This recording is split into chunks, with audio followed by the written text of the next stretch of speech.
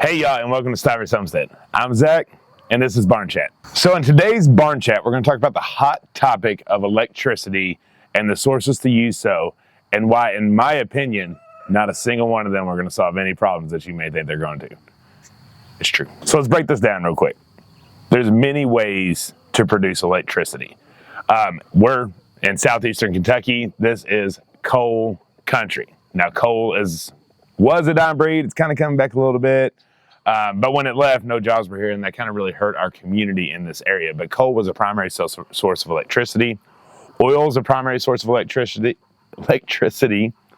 Nuclear power is a source of electricity. Those were kind of your three primary for a long time. And then the whole global warming stuff came about and the emissions to the atmosphere. So they're like, let's go cleaner. Let's go to solar, wind, and water. And that felt like a genius idea, right? But it's not. So wherever you are in the world, you have probably a different type of farm, they're calling it a farm, in your area. Around here, we're not very plains area. We've got a lot of mountains. So water and... Why? In our area, it's primary solar and water. Not a whole lot of wind, just because we don't have a consistent wind flow like you would out in more your plains areas. So if you're even Western Kentucky or Midwest America, you're going to see a lot more wind farms. And so what I mean by that are the big turbines that are taking up a lot of land and they're up there spinning. And from the naked eye, it looks really cool to see. I mean, it's a really cool thing to see. Here, what we're seeing more and more of are solar farms. So thousands and thousands of acres of solar panels everywhere, and they call them solar farms. And they're providing power to towns, they're providing power to subdivisions, to businesses, to large corporations that have been producing a lot of emissions to our atmosphere. And then there's hydropower plants. Hydropower plants are in rivers, they kind of look like dams. They're producing energy, they're producing electricity for these areas. All seemed good until you think of the effects that it's also having on the planet. It's a lot. And during these barn chats, I always give you the problem and then the solution to do something next on what we can do next to try to do our part in helping this area. And I'm getting there, but we had to lay the groundwork, kind of what's going on. So we have these farms that are popping up. They're trying to shut down coal. They're trying to shut down oil. They're trying to shut down the nuclear power plants. And then they're trying to move all over to the other side of water, wind, and solar. So as this is happening, we're just trading one evil for another evil. Are we having as many emissions going into the atmosphere?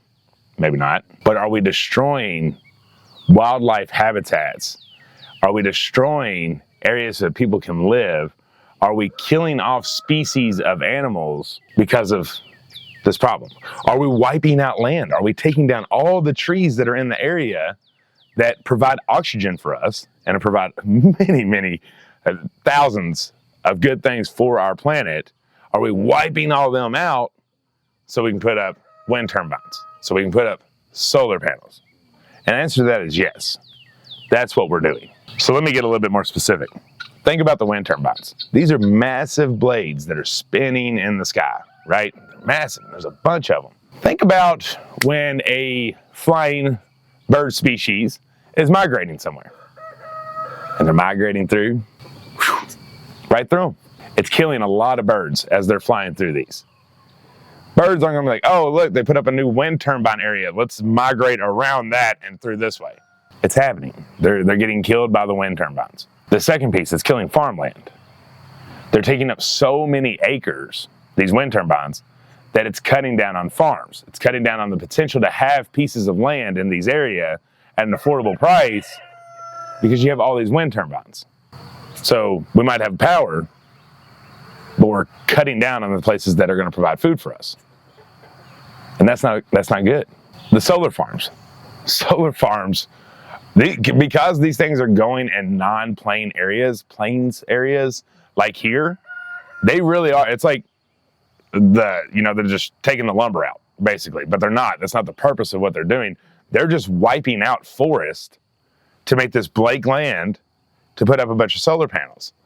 And these are things that when we travel and stuff, I start seeing, and I'm just like, is this thing ever going to end?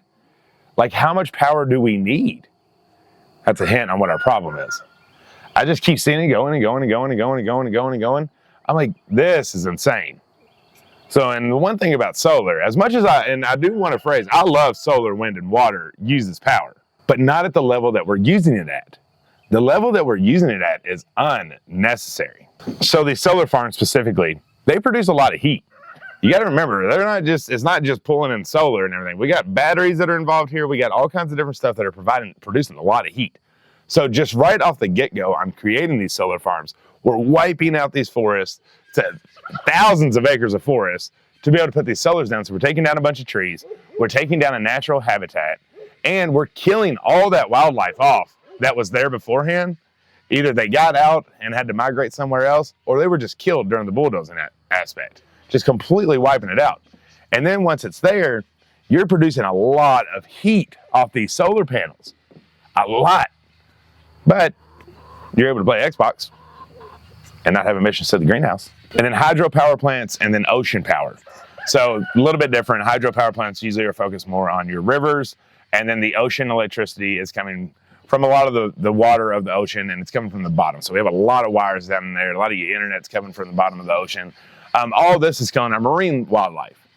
This is disturbing their natural habitat to an extreme level that they can't adjust to, and they're dying off. Now, you may think, that happens. It happens. We have endangered species all the time. It's not always by the power, and it's not all that. You're right, and it's okay if things get endangered, and it's okay if certain species are no longer here because they've died off, or they can change to the elements to survive, and I get that. But when we're doing it at such a mass level, it does become a problem. So we may not be sending all this stuff into the atmosphere, but we're literally killing the planet that we're living on. We're literally doing that. We're killing it by taking it off. That's another thing with like subdivisions. Have you ever noticed when you're in a subdivision or a city, or if you're watching the news, the temperature is always hotter than the more rural areas? You know why that is? It's because there's not much greenery and there's only concrete, so that heat is just radiating off this place. It is bouncing off that concrete, coming back up and getting hotter. It's not about cow poo, it's about concrete. Concrete is making us so hot. It's the greenhouse effect, but it's the cities and these subdivisions of bam, bam, bam, bam, bam, bam, bam, concrete, concrete, concrete, house, house, house, house, house. That's what's hurting us. And then when we start having these ginormous cities, and we have these ginormous subdivisions, then we have to have these ginormous solar farms. And so now we wiped out a huge chunk of what was forest so we can have power. The problem is we need too much power. We need too much of the biggest. We need too much of everything, and that is the problem. We are using too much. Must have a hawk flying around or something. These guineas are not chilling down. I got Dolly barking. Or it's just because I'm sitting here in the barn and they're like, hey, he's doing a video. Let's get loud. That's probably more what it is. So it's not that solar, water, and wind was a bad idea. The problem is we have to make them so big to make our lives comfortable, to where we don't see a difference in our electric use and electric abilities. We have to have these massive farms. But we can change that by not needing so much power. It's the same problem results into almost everything. Humans needing too much. Everything. You could almost bring that back to every single problem this world faces is you, me, and everyone else are using too much of what this planet is offering us. And that's why we're killing it down. That's why there's so many all this other stuff that's going on. It's because of us. Talk about herbicides being sprayed in the air for the farmers that are out there. I was debating on which one I wanted to talk about today. We might talk about that one on the next barn chat. But the amount of pounds of herbicides that are being sprayed over our farms on purpose. I mean, I'm not talking chemtrails. I'm talking legit known. We have commercial farms. We are taking planes up and we're spraying it on our plants. Or we have the big, those big long things that your mama probably told you that's how they water their plants. That's how they spray chemicals and herbicides and everything. The amount of pounds that are being sprayed is wild. And once you start seeing those numbers, it's crazy. But that's for a later talk. For this talk though, the reason they're having to spray so much is because they're having to have these massive farms that produce so much food, and the food has to look perfect. It has to look perfect because they're throwing out the stuff that might have any marks on it because you don't buy it. We expect and need and want too much because we are so disconnected from what life is. Because we think, oh, it's just a little old us and our little old subdivision house. We're not part of the problem. Yeah, but if you take your drone up and you look at your subdivision and you start adding up every single one of you all in your 4,000, 5,000, 6,000 square foot houses and how much power it takes to power those houses and all the stuff that we're doing that all needs electricity inside of our homes, yeah, it starts adding up. And you're one subdivision. Start taking it out. I always think, it's a beautiful sight, don't get me wrong, but when they have the satellite images or the space shuttle images of our world at nighttime and you see all the lights lit up, all of the lights lit up. I mean, there are so many lights lit up that are causing power, and they're on all the time. As soon as nightfall hits, all of these lights are on. We light it up like Christmas, 365 days a year. Why do we have it all lit up all night, every night? Why can't we turn some lights off? Why can't we use a little less power? Because if we all use a little less power, just like little old me not causing the problem, but then you take it out and then we all are causing the problem because we use too much. Imagine the vice versa of that. We all use a little less, then you take it bigger, then we're all using a lot less. And then so we're not needing as much power, we're not needing as large of farms that are hurting our planet. It's so easy to blame the government. It's so easy to blame what they're doing, the new laws that are coming in. And on this, we've talked about laws that they put in that's hurt homesteaders, and I don't disagree. But the one thing about a homesteader mentality is we always look inward before we look outward. And so sometimes it's hard to get a message across. So you just have to do it yourself. And you have to talk about what you're doing and hope maybe that it'll run off until the other person gets the idea, right? We're made like that. It has to be our idea. If somebody tells us to do it, we don't necessarily want to do it, but if we came up with it, then we'll do it. Y'all know what I'm talking about. Y'all got husbands, wives, kids that are exactly like that for anything. You kind of work it in a way to make it their idea, but it's what you want to do in the first place. You know what I'm talking about. That's a lot of what we can do to make that next step, to help people understand and not just saying, hey, use less power. What you can do, though, is talk about, yeah, we decided to get rid of these kitchen appliances because we realized that we didn't need them very much, but they're plugged in all the time.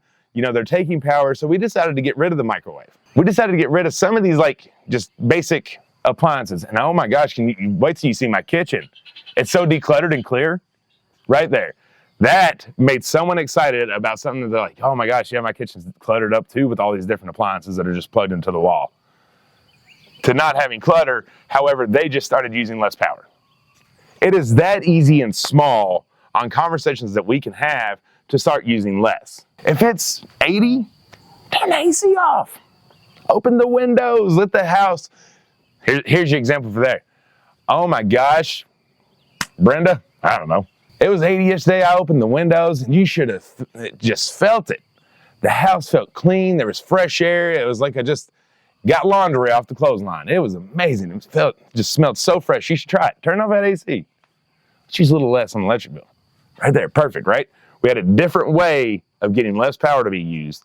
And it is benefiting them. These are all beneficial things for people to do. You ever felt like in the wintertime, I know it's a big one, that your house kind of starts feeling stagnant of air because the windows are never open? Like opening your windows and just enjoying the elements for a little bit, maybe you get a little warm, you're not at that exact temperature that you like forever. It makes your house feel so much fresher. It just feels like you get some of that old air out and some clean air in. And maybe it's just a mind thing, but it kind of feels like a stagnant situation. But these are the baby steps and the very small things that are not really altering our lives that if we all do in a mass amount would greatly take down our electrical needs. Because then, here's the thing. Here's the big kicker. Coal's not bad. Oil's not bad. Nuclear power, we'll talk about it. We're just going to take that one out for now because it just sounds awful and I don't know a lot of research on it. Coal's not bad. Oil's not bad. Water's not bad. Wind's not bad. And the sun's not bad. All of these things are not bad. But if we need less, we'll use less, and we can use all the stuff that God provided us on this planet to give us the power that we need in a smaller scale. And then if we also all did it a little bit more on our own property and using just the little bit that we need, that helps take down these farms. Because that's another problem. We don't want to do it ourselves. We want someone else to do it for us, but we don't want to change anything to do with our home, our lifestyle, and how our lives live. We want somebody else to build it and be like, yeah, we're connected to that solar. Our subdivision's better than your subdivision because y'all are still using regular old electric power plants. It's not, same problem. But if we use less, we have a little bit more accountability on what we want to use instead of just eating the grid to death, then we would see major, major changes on this world. And people wouldn't be so upset about these guys because we have to blame something. But we never want to blame the thing that would impact our lives the most.